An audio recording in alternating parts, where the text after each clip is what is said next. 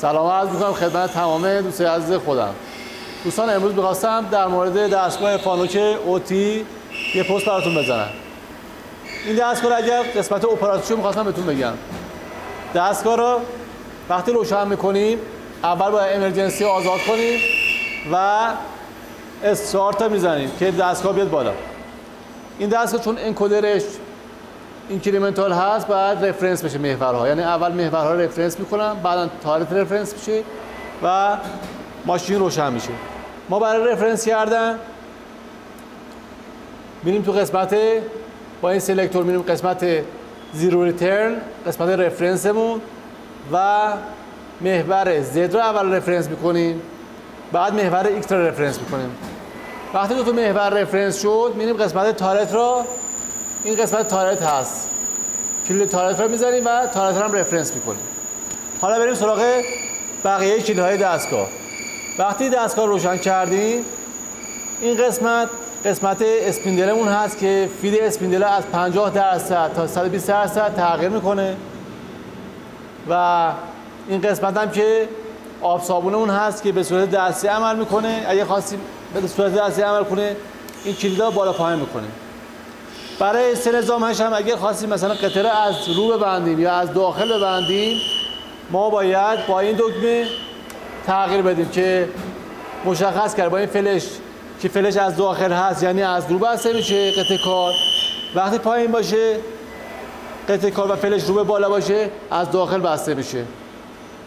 کلید دیگه هم که برای نوشته قسمت بلاک دیلت که قسمت پاک کردن بلوکمون هست، درای ران قسمتی که با بیشترین فید پیشروی کار میکنه دستگاه و این قسمت هم سینگل بلوکمون هست که خط به خط برنامه رو اجرا میکنه. بعد از این قسمت میریم سراغ هندویلمون که این هندویلمون هست و اگر خواستیم برای آفست گیری آفست دستگاه رو بگیریم، قطعه کار رو بگیریم، با این هندویل میتونیم آفستمون رو بگیریم. این قسمت هم که سلکتورمون هست که اگر رو این قسمت باشه، ببینید این فلش رو اگر رو ادیت باشه میتونیم ما پروگرامینگ کنیم و برنامه رو بنویسیم. این قسمت هم که حالت نوشتیم مموری، حالت اتوماتیکمون هست. این قسمت هم حالت MDI نوشته. اگر خواستیم یک برنامه موقت بنویسیم و مثلا یک چرخش اسپیندل داشته باشیم یا یک حرکت محور داشته باشیم رو MDI ما برنامه رو می‌نویسیم. این قسمت که می‌بینید دوستان قسمت اسپیندلمون هست که چرخش اسپیندل رو نشون میده و اگر ما این سلکتور رو جاگ باشه یا رو هندویل باشه با این دکمه اسپیندلمون ساعت گرد میچرخه و اگر این دکمه رو بزنم پا ساعت گرد میگرده. این دکمه هم که استوپ اسپیندل هست.